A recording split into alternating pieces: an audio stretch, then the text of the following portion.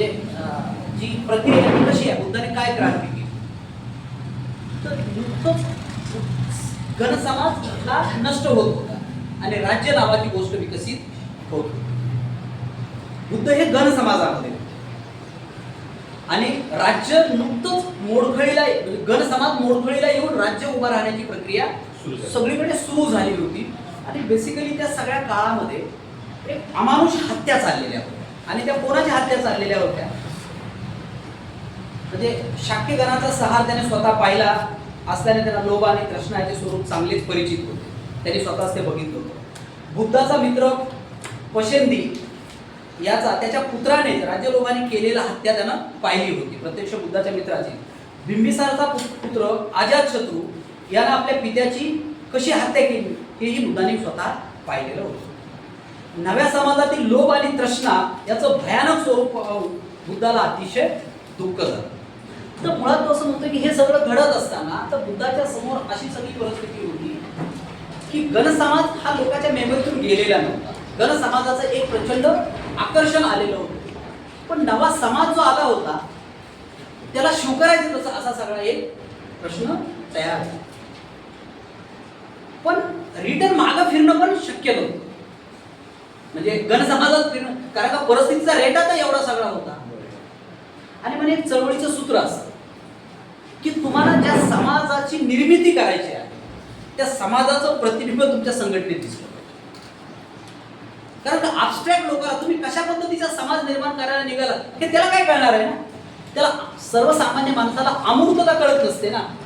आपल्याला समतामूलक समाज निर्माण म्हणजे कसा करायचा, समता कशी अशी दाखवायची, तुम्ही शोषण नसलेला कसं दाखवायचं, जे ह्या ज्या अमूर्त गोष्टी आहेत त्या दाखवायच्या कशा. तर बुद्धाने काय केलं की कसा समाज असू शकतो याच्याबद्दलचं एक मॉडेल भिक्खू संघामध्ये लागू केलं आणि तीच त्यानं क्रांती केली की आदर्श समाज कसा असू शकतो.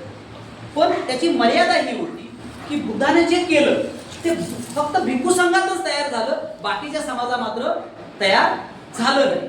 पण बुद्धाला काळाचं चक्र उलट फिरवता येत नव्हतं.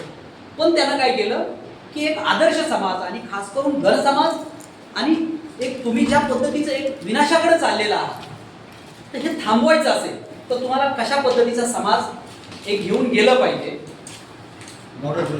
एक मॉडेल बुद्धानं प्रेझेंट केलं आदर्श समाजाचं. फक्त ते मॉडेल होतं, ते काही आख्या समाजाला लागलं नाही. या अर्थानं बुद्धानं क्रांती केली असं त्याचं म्हणणं आहे. बाकीच्या तपशिलामध्ये आपण जाऊ. आता बुद्धाला समजून घ्यायचं बेसिकली. तर मला असं वाटतं की बुद्धाची अडचण अशी झालेली आहे आपल्या सगळ्यांची किंवा बहुसंख्य लोकांची, आणि मी अनेक लोकांना वाचतोय खूप. ते बुद्धाला क्रांती क्रांती फक्त असे शब्द मोठे मोठे वापरतात, पण ते काय केलं काहीच कळत नाही. आमकी क्रांती, तमकी क्रांती, आमकं झालं, तमकं झालं, सम्यक क्रांती, धम्म क्रांती, आता ह्या ज्या बेसिकली ह्या चैतन्यवादाचा प्रभाव असलेल्या गोष्टी आहेत. म्हणजे जी गोष्ट एक साधा एक उदाहरण सांगतो मला कसं ओळखायचं, ज्याला जी गोष्ट कॉन्क्रीट स्वरूपात सांगता येत नाही तो चैतन्यवादी असतो. त्याला जर कॉन्क्रीट स्वरूपात सांगता आली नाही, त्याला काउंटर प्रश्नांचं उत्तर देता आलं नाही आणि त्याला ती पटवून देता आली नाही तर तो चैतन्यवादी असतो, कल्पनाशील असतो, असंच काहीतरी म्हणतो. त्याने पुरावा देतो, ते चैतन्यवादी असतं. वस्तुनिष्ठ काय असतं, कारण का वस्तुनिष्ठ हा जेजर हा सूर्य, तो असं दाखवतोस ना तुम्हाला, त्याच्यामध्ये काही वेगळं नसतं. दलित बुद्धं शरणं गच्छामीच्या पलीकडे गेले नाही, बुद्धाला समजून घेतला. आणि अप्पर कास्ट बेसिकली तो त्यांच्या घरातला ड्रेसिंग रूम मधलं समजून घेतला. आपण मगापासून जो समजत होतो की बेसिकली तत्वज्ञानाचा लोचा काय आहे, की तत्वज्ञानाचे झगडे काय होते, तर ह्या सृष्टीचा अर्थ काय आहे, ही सृष्टी कशी निर्माण झाली, चैतन्य अगोदर होतं का जड अगोदर होतं, ह्याच्यातली नीतिमत्ता कशी असली पाहिजे, सामाजिक व्यवस्था कशा होत्या, या सगळ्या गोष्टी आपण बघितल्या. बुद्धाचे तत्वज्ञान 3 गोष्टी कळल्याशिवाय बुद्ध तुम्हाला अजिबात समजू शकत नाही. ज्याला ह्या 3 गोष्टी, बुद्ध असं म्हणतात की ज्याला प्रतित्य समुत्पाद कळतो त्यालाच बुद्ध कळतो, बरोबर, असं बुद्धाचं वाक्य आहे. ज्याला प्रकृती समुत्पाद कळत नाही त्याला बुद्ध कळत नाही. मला माहित नाही किती लोकांनी प्रकृती समुत्पाद समजून सांगितलंय. गौतमी बुद्धाने सांगितलंय का? सांगितलं. कुठे सांगता येईल जनरेशन नाही करता सांगितलं कुठल्या पुस्तकात सांगितलं? पुस्तक नाही करतं बेसिकली असं पण असं चर्चेमध्ये विद्यार्थी पुस्तक घेत आहेत. मी समजून सांगितलं म्हणजे मी ऐकलाय त्यांनी कुठेच समजून सांगितला नाही. त्याचा जो अर्थ लावलेला आहे ना ह्याचा जो अर्थ आहे त्यांच्या मुलाखतीच्या पुस्तकात ती नाही हो, म्हणजे आपल्या ते मुलाखतीच्या पुस्तकात बघितलं तर ते पुस्तक काढा तुम्ही. हा आता ते काय म्हणताय आणि हे काय म्हणजे हे बेसिकली आपण आता ह्याला जुळवून बघू त्याला काय अर्थ काढतो. बुद्धाचा पहिला सिद्धांत असा आहे की या विश्वामध्ये काहीही परमनंट नाही. Nothing is permanent.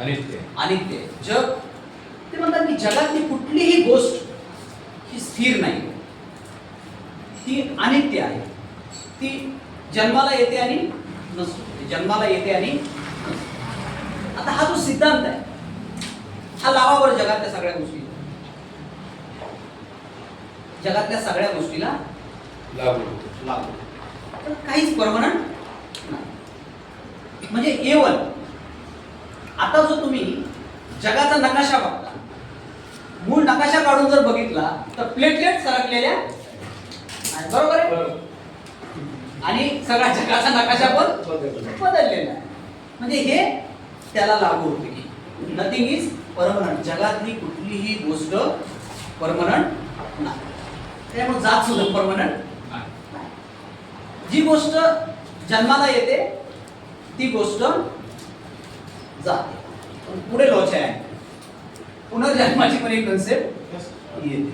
सर तुम्ही घ्या चहा घ्या आपण बोलायचे दोन घ्या दोन आता हे पुनर्जन्माचं काय करायचं दोन कप घ्या दोन. आणि दुसरी गोष्ट नाही नाही जाऊ दे एकच. निब्बाणाची येते.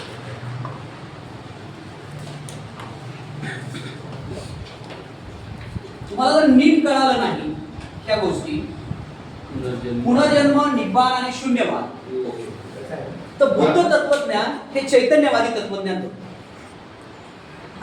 कळलं नाही तर हे कळालं नाही तर बुद्ध तत्वज्ञान चैतन्यवादाकडे जात.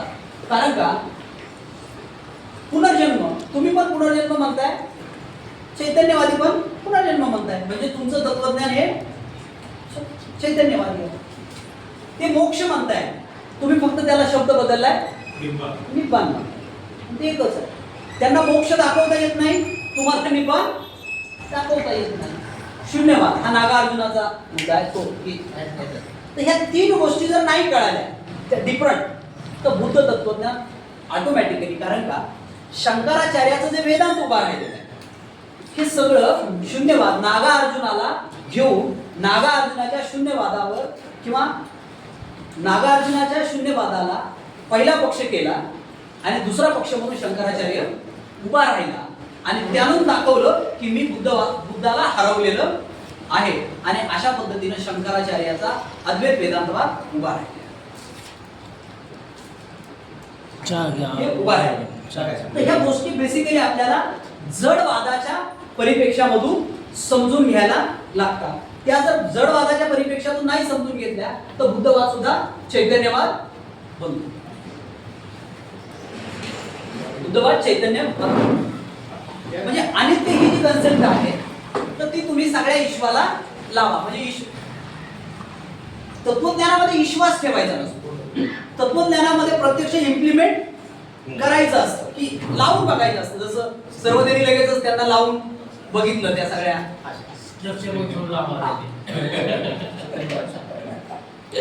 तर जगातली एकही गोष्ट सांगा ती परमनंट आहे का? नाही.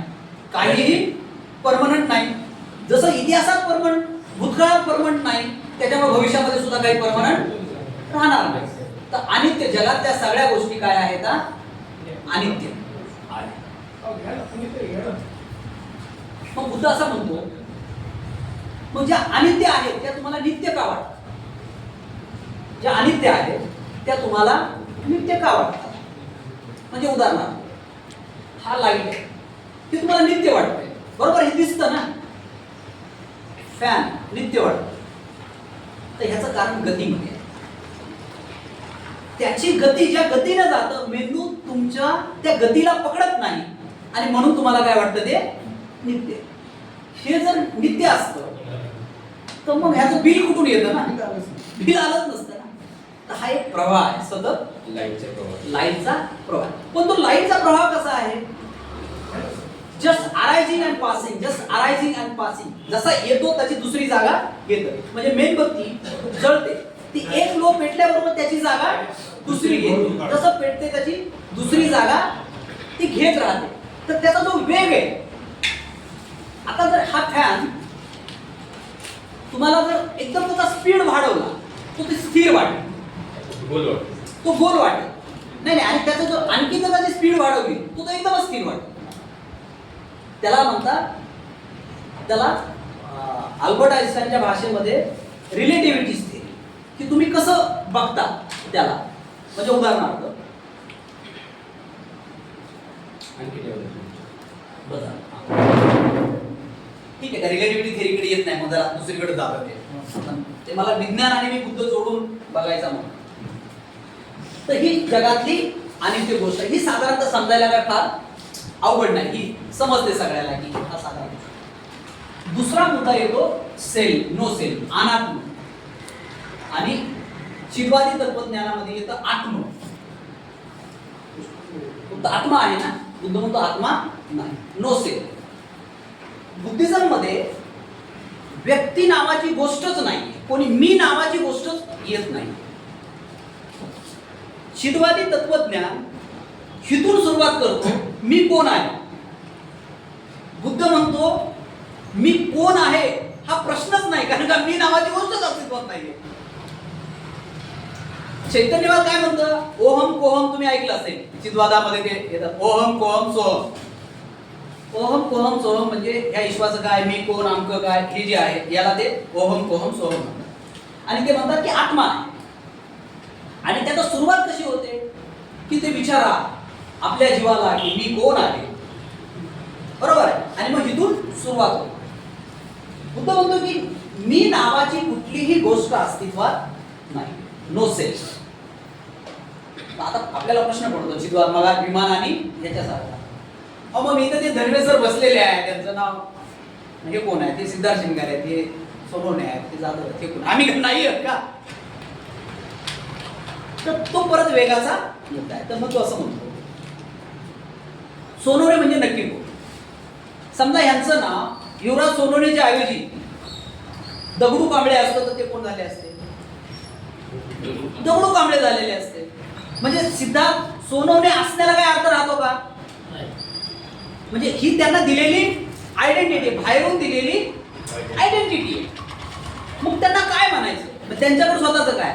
बरं, त्यांचं शरीर हे पण एका प्रक्रियेतनं आलेलं आहे. त्यांचे विचार म्हणजे ते आहेत का? कारण का त्यांचे विचार सुद्धा एका प्रक्रियेचा भाग आहे. मग ह्याच्यात काय आहे? काहीच नाही. मग नो सेल्फ आहे ना. म्हणजे हे जर नसेल पण तरी पण एक मुद्दा शिल्लक राहतो, आपण हे तर आहेत ना, हे काहीतरी दिसतंय ना. पण त्याचं उत्तर प्रतिज्ञा समुद्र, की जगातली कुठलीही गोष्ट जी अस्तित्वात येते ती साधारणतः अशा एका सगळ्या पद्धतीनं अस्तित्वात येते. आणि त्याला त्यांनी असं म्हणालेलं आहे अविद्या पच्चय संखार संखार पच्चया विज्ञान विज्ञान पच्चया नामरूप पच्चया सळायतनं पच्चया पस्स पस्स पच्चया वेदना वेदना पश्या तनहा तनहा पश्या उपादान उपादान पश्या भव भव पश्या जाती जाती पश्या जरा मर एवमेतस्य केवलस्य दुःख समुदाय स्कंदस्य. तुम्ही मला काय बामणासारखं तुम्ही मंत्र म्हणायला लागलेला काहीतरी आता कळण्यासारखं बोललं पाहिजे ना, कारण का आपण तसंच केलेलं आहे. बामणाने आपल्याला संस्कृत मध्ये चुत्या बनवलं, आपले भंते आपल्याला पालित चुत्या बनवले. चुत्या बनवण्याची प्रक्रिया सारखीच आहे, त्याच्यापेक्षा काय वेगळं काहीच नाही ना, बरोबर आहे. ते बी न कळणारे बोलतात, हेही न कळणारे. आणि शब्दाचा रोग झालेला आहे. म्हणजे आपण काय करतो, तपशील विसरून जातो आणि काहीतरी असे अमके तमके असे मोठे मोठे शब्द काढतो की ज्या शब्दामध्ये खरंच काही आशय नसतो. आणि लोकांना ते खूप महत्वाचं वाटतं, काय बोलला. म्हणजे ते एकदा एक विनोदानं असं सांगितलं, एक वक्ता असा बोलत होता पेशवाईचा शेवटचा अवशेष म्हणून उभा असलेला पुण्याचा शनिवारवाडा आगीच्या ज्वाळांनी लपेटून चितेवर चढला असतानाच आमच्या शतकानुशतकाच्या दुःखाचा ज्वलंत उद्गार आणि आमच्या साहित्य प्रणालीचा उद्गम बिंदू ठरलेल्या एका ज्वालाग्राही आणि बंडखोर व्यक्तिमत्वाचा जन्म झाला. लोकांनी टाळ्या वाजवल्या. धाडू म्हणला, काय बोललो, काय कळलं सांगा बरं. अरे अर्धा 10 मिनिट बोललो, कळलं का काहीतरी? आपले लोक असे बोलत. तर मुद्दा एवढाच होता त्याला म्हणायचा होता, म्हणजे पुण्याचा शनिवारवाडा जेव्हा जळाला तेव्हा फुल्याचा जन्म झाला. एवढं साधं सांगण्या. पुण्याचा शनिवारवाडा जळाला त्यावेळेला फुल्याचा जन्म झाला. एवढं लांब लचक कशाला सांगतो ना.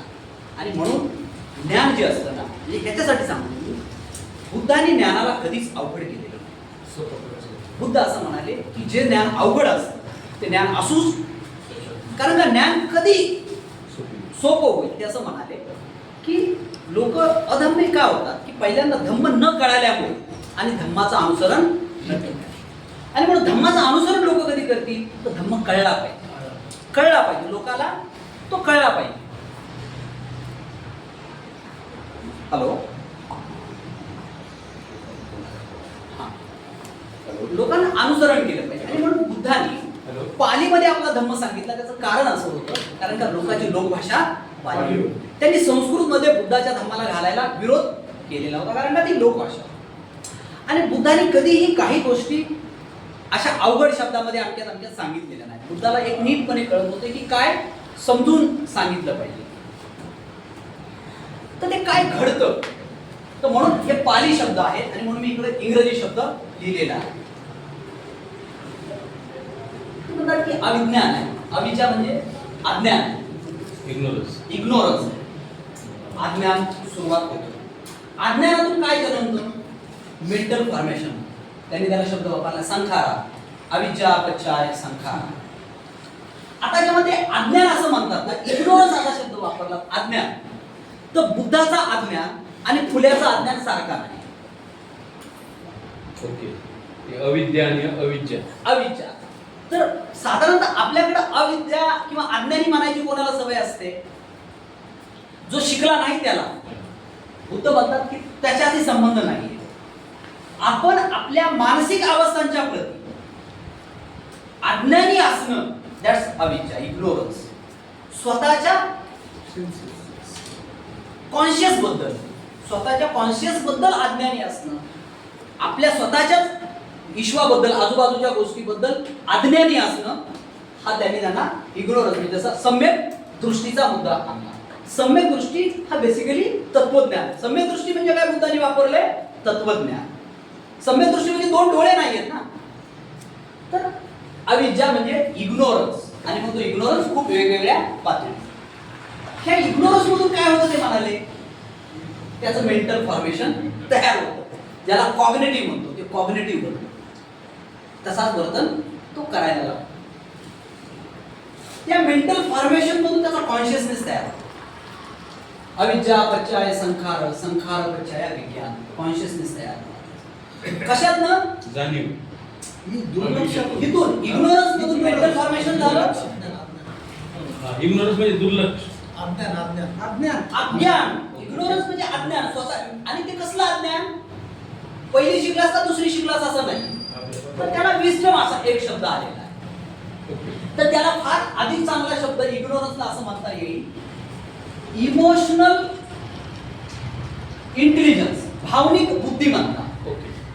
इमोशनल इंटेलिजन्स असा एक आताच्या भाषेत शब्द सांगायचा. म्हणजे आता आपल्याकडे काय झालेलं आहे, माहिती, ज्ञान आणि विस्डम ह्याच्यातला फरक अनेकांना कळत नाही. बहुसंख्य माणसं माहितीला ज्ञान समजतात. म्हणजे ही माहिती आली, व्हॉट्सअपवरून आली, त्याच्यावरून आली माहिती हे ज्ञान कधीही नाही. उलट अलीकडे माहिती ही माणसाला मॅड बनवते असा एक संशोधन आलेलं आहे. तुमच्याकडे जितकी माहिती, की तुझं जर रात्री जसं म्हणाला की 4 GB चा डेटा असेल आणि 5 GB टाकायला गेलं तर मग ते सगळे हँग होऊन जातं. तर बेसिकली आपले सगळे मेंदू आता हँग झालेले आहे, कारण का मेंदूच्या क्षमतेपेक्षा अधिक गोष्टी आपल्या मेंदूमध्ये ओव्हरलोडेड होत चाललेल्या आहेत. आणि त्या कशाच्या होत चाललेल्या आहेत? स्ट्रक्चर. परत पुन्हा, कारण का तुमच्याकडे सतत माहिती येते आहे. आणि त्याच्यातून तुम्ही सतत भरत चाललेला आहात. आणि त्या सगळ्या गोष्टीच्या बद्दल नीटपणे माहिती नसणं, इग्नोरन्स. ह्या इग्नोरन्स मध्ये तुमचं मेंटल फॉर्मेशन होतं की तुमचं जे काही तुम्ही वर्तन करता त्याला अलीकडच्या भाषेमध्ये कॉग्निटिव्ह असं म्हटलं जातं. कॉग्निटिव्ह. पण हे कॉग्निटिव्ह घडतं कशाने? हे कॉग्निटिव्ह तुमच्या पहिल्यांदा तुमच्या स्ट्रक्चरनं घडतं. स्ट्रक्चरनं घडतं म्हणजे काय? तुम्ही कुठल्या भौगोलिक वातावरणात राहता, तुम्ही काय खाता, तुमचे लहानपणीचे अनुभव काय आहे, तुम्ही विचार काय करता, तुम्ही कल्पना काय करता, या सगळ्या गोष्टीतनं तुमचं कॉग्निटिव्ह घडतं आणि अशा पद्धतीचं एक मेंटल फॉर्मेशन तुमचं घडायला सुरुवात होतं. कॉग्निशन ज्याला आपण म्हणतो, कॉग्निटिव्ह घडतं. हा कॉन्शियसनेस घडतो. ह्या कॉन्शियसनेस मधून नाम आणि रूप जन्माला येतं, म्हणजेच माइंड आणि बॉडी जन्माला येतं. म्हणजे आता आपण स्ट्रक्चर आणि नोशन जन्माला येतं. बुद्ध सुद्धा स्ट्रक्चर सांगतो, जे की अनेक आंबेडकरांनी सांगितलं आहे. बुद्ध काय म्हणतो? हे जन्माला कसं येतं? तर माइंड काय आहे? नोशन आहे. आणि बॉडी काय आहे?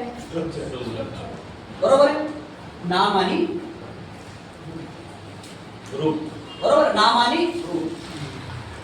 ह्या नाम आणि रूपामधनं एक गोष्ट जन्माला येते, सिक्स सेन्स जन्माला येतात. म्हणजे इंद्रिय जन्माला येतात. ज्ञान आपले, बरोबर. ह्याच्यातनं हे इंद्रिय जन्माला आले, सिक्स सेन्स.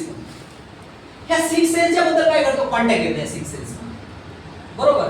की बाहेरचं जग जे आहे ना आपल्याला कसं कळतं? तर ह्याच्यात कॉन्टॅक्ट येतो त्याच्यामुळेच कळतं ना. पण ते कॉन्टॅक्ट आल्यातून त्याच्यातून फिलिंग तयार होते, इमोशन तयार. त्या इमोशन मधून काय होतं? क्रेविंग तयार होतं. बघा बुद्ध कसा विचार करतोय. बुद्धाची इंटरेस्टिंगली गोष्ट याच्यासाठी की बुद्ध एकाच गोष्टीवर थांबत नाही. तो अविद्या हे कशातून तयार होतं? ओके, म्हणजे सांगा हे कशातनं तयार होतं? याच्यातून. हे कशातनं तयार होतं? याच्यातून. नामरूप कशातनं तयार होतं?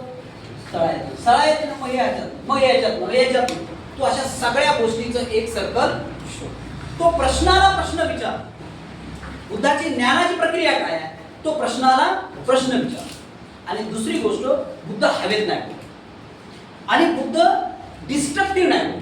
की तो कसा करतो? की त्याच्या विचार करण्याची प्रक्रिया बघा.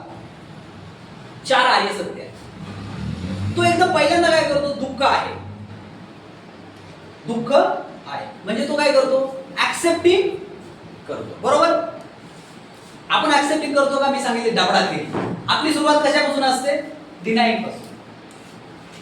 बुद्ध म्हणतो आपण उलट कसं करतो? आपली सुरुवात कुठून असते? जनरल बघा आणि मी अनेकांचं त्याची सुरुवात डिनाईंग पासून असते. डिनाय करतात. बुद्ध म्हणतो की प्रश्नाचं सोल्युशन डिनाय पासून सुरू होत नाही. प्रश्नाचं सोल्युशन ऍक्सेप्टन्स पासून सुरू होतं. आणि तो म्हणतो जगात दुःख आहे. पण तो सांगतो का दुःख आहे एवढंच बसतो का? तर तो त्याला हवेत नाही सांगत. दुःखाचं कारण आहे. हवेत काहीच दुःखाचं कारण आहे. तिसरं सांगतो कारण तृष्णा आहे. मग तो सांगतो ह्याचं फॉर्मेशन काय आहे. आणि चौथा उपाय सांगतो, सोडून देत नाही. त्याच्यावर उपाय सुद्धा. म्हणजे मग तो प्रश्नही सांगतो आणि त्याचा उपाय, त्याचं कारणही सांगतो आणि त्याचा उपायही सांगतो. बुद्ध अशा पद्धतीचं एक परमनंट गोष्ट तुमच्या समोर किंवा कंप्लीट गोष्ट तुमच्या समोर. आणि मग त्या परमनंट गोष्टीमध्ये ह्या 3 गोष्टी, की पहिली गोष्ट अनित्य, दुसरी गोष्ट नो सेल्फ, आणि मग हे नो सेल्फ जे आहे तर मग हे सांगतो की तुम्ही जे दिसतात की या कॉन्टॅक्ट मध्ये आलं, कॉन्टॅक्ट मधून वेदना तयार होते, फिलिंग तयार होते, फिलिंग मधून क्रेविंग तयार होते, क्रेविंग मधून ग्रॉस्पिंग तयार होतं. आपण ते अधिक अधिक ग्रॉस करायला लागतो. त्याच्यातून बिकमिंग तयार होतं. Being is become. की एक गोष्ट बनते, सतत बनते आणि बनत राहते. आणि त्याच्यातून बर्थ तयार होतो, जाती म्हणजे जन्म तयार होतो कुठल्याही गोष्टीचा. आणि मग जन्म झाला की मग ओल्ड एज आणि ती पुढची प्रोसेस तयार. मग तो म्हणतो हे चक्र आहे आणि हे संपत नाही. तर मग मुद्दा असा येतो की हा पुनर्जन्मापर्यंत येतं. की मग हे जे चक्र आहे मग पुनर्जन्माचा तो चक्र मग हिंदू ह्याच्याकडे जातं ना, तर मग याला सोडायचं. तर फक्त साधा प्रश्न, हिंदू धर्मामधला पुनर्जन्म आणि बुद्धिझम मधला पुनर्जन्म. हिंदू धर्मामधला पुनर्जन्म हा व्यक्तीचा पुनर्जन्म आणि बुद्धिझम मधला जो पुनर्जन्माची ती कन्सेप्ट आहे सद्गुण नाही. काय म्हणले? नाही. बुद्धिझम मधला जो पुनर्जन्म होतो तो पुनर्जन्म पदार्थाचा पुनर्जन्म होतो. Energy can not be create, energy can not be destroy. Energy can not be, कारण का हे जे जग आहे हे जग कसं आहे की एका अणुरेणूनं बनलेलं आहे आणि ते अणुरेणू काय करतात की साधारण गोष्ट की तो म्हणतो वस्तू बनते कशी आणि जाते कशी. तर पंचमहाभूत आहे, 4 भूत आहेत, बरोबर आहे. म्हणजे माणूस मरतो म्हणजे काय होतं, मूळ निसर्गातून बनलेला आहे. अग्नी, जल, हवा आणि जमीन, बरोबर. हे 4 महाभूत आहेत. हे 4 महाभूत एकत्र आले की एक नवीन गोष्ट तयार होते. ह्याचं एकत्र येणं आवश्यक आहे. जसं हायड्रोजनचे 2 अणू हे इतर वेळा काय असतात, सुट्टे असतात, पण ते जेव्हा एकत्र येतात तर एक नवीन फॉर्मेशन तयार होतं. हे जे घटक आहेत विश्वाचे मूळ घटक अग्नी, जल, हवा आणि जमीन हे कधीही नष्टही होत नाहीत आणि निर्माणही होत नाही. ते सतत एका फॉर्म मधून अनदर फॉर्म मध्ये जात राहतात. Energy can not be create, energy can not be destroy. ती एका फॉर्म मधून दुसऱ्या फॉर्म मध्ये जात राहते. तसं बुद्ध म्हणतो की हे जे ईश्वराचे 4 घटक आहेत ते एका फॉर्म मधून दुसऱ्या फॉर्म मध्ये सतत जात राहतात आणि या फॉर्मचं विघटन होणं आणि एकत्र येणं ही प्रक्रिया सुरू राहते. जेव्हा याचं विघटन होतं तेव्हा मृत्यू होतो आणि जेव्हा हे एका विशिष्ट कॉम्बिनेशन मध्ये एकत्र येतात तेव्हा नवा जन्म. बरोबर. डायलेक्टिक्सच आहे, पण काय होतं की ते एका फॉर्मॅट मध्ये येतं का.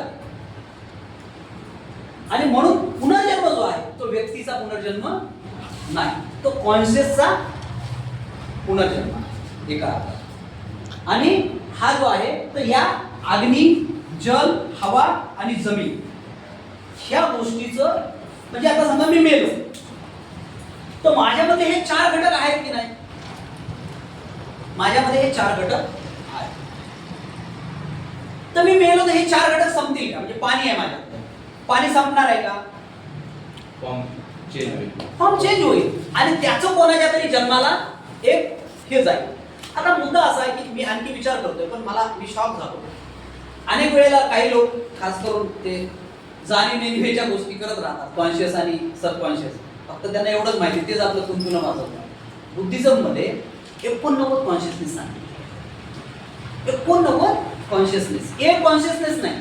आणि बुद्धिझमची कॉन्शियसनेसची कन्सेप्ट कशी आहे की एक आहे इंडिव्हिज्युअल कॉन्शियसनेस म्हणजे तुमचे आणि एका ह्याच्यापुरता, की बुद्धाचं म्हणणं की सामान्य माणूस सुद्धा कॉन्शियसनेस मध्ये नसतो. दुसरा जो कॉन्शियसनेस आहे तो आहे कलेक्टिव्ह कॉन्शियसनेस. ह्याच्याबद्दल कार्ल जुंग बोललेला आहे कलेक्टिव्ह कॉन्शियसनेसच्या अलीकडे. आणि तिसरा जो कॉन्शियसनेस आहे तो आहे कॉस्मिक कॉन्शियसनेस, की तुझे गॅलेक्सीच्या गोष्टी बोलत होता ना मगाशी, की ह्या सगळ्या गॅलेक्सीच्या बरोबरचा कॉन्शियसनेस. आता मुद्दा आहे की असा कॉन्शियसनेस असू शकतो का. शेवटी असा कॉन्शियसनेस असू शकतो का. आता असू शकतो असं जर केलं तर मग आपण त्याला पूर्ण करता मग चैतन्यवादाकडे जातो. मग ह्याला प्रूव्ह करायचं कसं. तर जस्ट मला मी 2-3 दिवसापूर्वी एक एलिफंटची डॉक्युमेंटरी बघत होतो आणि त्यांनी प्रूव्ह असं केलं की हत्तीच्या 9व्या पिढीनं, म्हणजे एखादं घर बघितलं समजा शिंदे साहेब, हत्तीची 9वी पिढी म्हणजे एक हत्ती तुमच्या घरी आला आणि त्यानं तुमचं घर बघितलं, त्याने तुम्हाला बघितलं, तर त्याची 9वी पिढी तुम्हाला ओळखू शकतो. तो तुमच्या घरी येतो किंवा तुमचा तो वास त्याच्या स्मेलवरनं हे शिंदे साहेबांची तो ओळखू शकतो.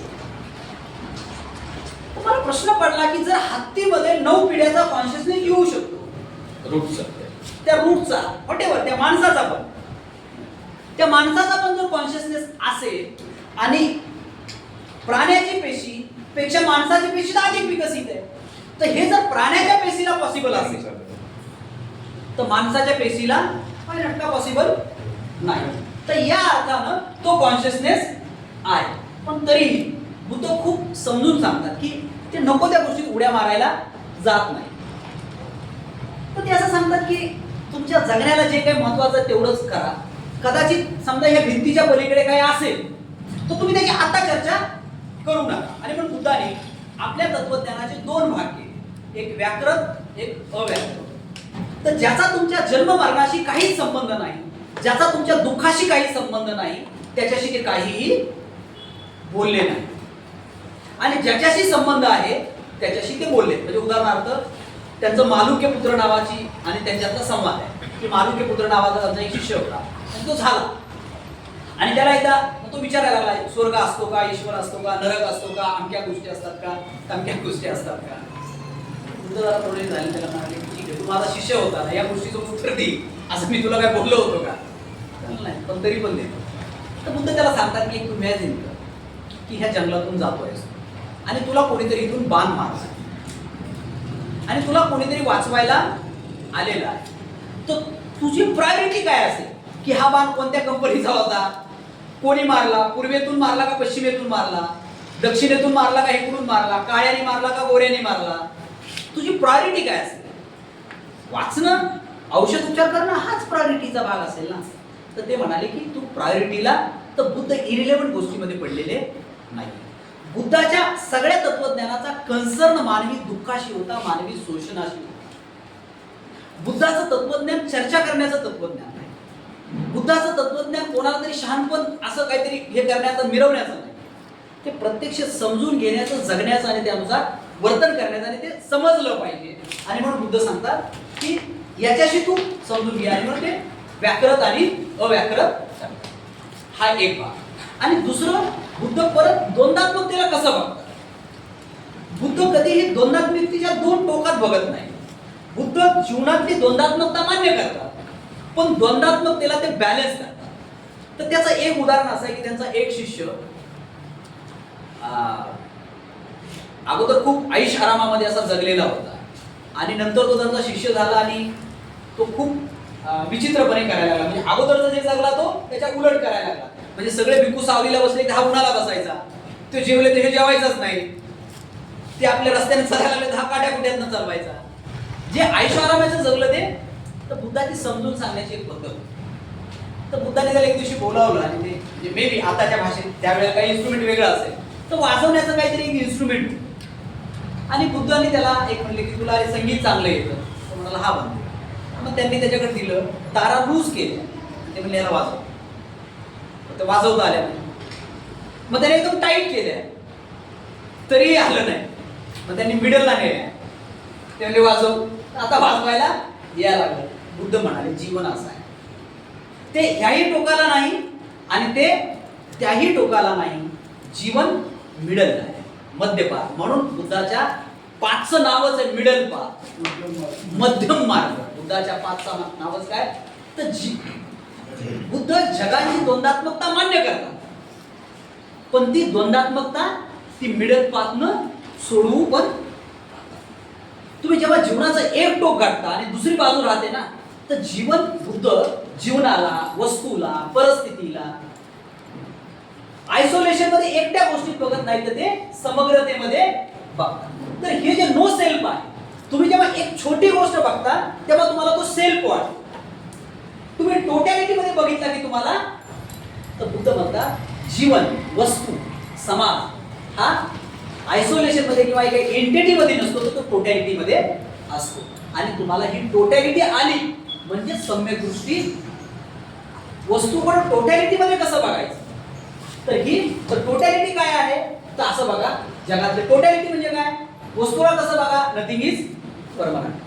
कुठल्याही गोष्टीला परमनंट म्हणून बघू नका. ही झाली एक जीवनाची. दुसरं कसं बघा, नो सेल्फ म्हणून बघा.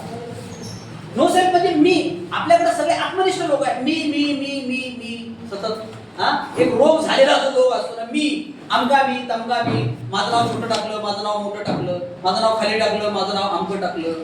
आणि ते मीचा इतका प्रॉब्लेम असतो ना की तो नसतो. तो बेसिकली एक भासमान असतो. म्हणजे काय असतो की फोटो कसला जरी असला तरी फोटो नीट टाकायचा आणि फेसबुकवर आपण टाक, की स्वतःचं एक जे प्रमोशन असतं ना, की सतत मी मी मी. तर ही जी गोष्ट असते हाच प्रॉब्लेम आहे. हे मेंटल आजार आहे. की कारण का तुम्हाला नो सेल्फ कळतच नाही ना बुद्धाचं तत्व, की सेल्फ नावाची कुठली गोष्ट अस्तित्वातच नाही. आणि म्हणून मग ते म्हणतो की मग अस्तित्वात नाही तर कशी गोष्ट अस्तित्वात आहे, तर प्रतिज्ञे समुत्पाद अस्तित्वात आहे. ह्या गोष्टीचं जेव्हा एकत्र येतं त्या गोष्टी तेव्हा ही गोष्ट तुम्ही सेल्फमध्ये दिसता. म्हणजे ह्या सिद्धार्थ शिंगारेमध्ये ह्या सगळ्या गोष्टी आहेत. तेव्हा सेल्फ जन्माला येतो, त्याला वाटतो तो, पण तो सेल्फ पण कसा आहे, सतत चेंजेबल, सतत कंटिन्यू, सतत बदलणार. ते असं हातात काही सापडत नाही. आणि म्हणून ते असं म्हणतात की ह्याच्यातून हे जन्म. आता मुद्दा ह्याचे अर्थ कसे काढायचे.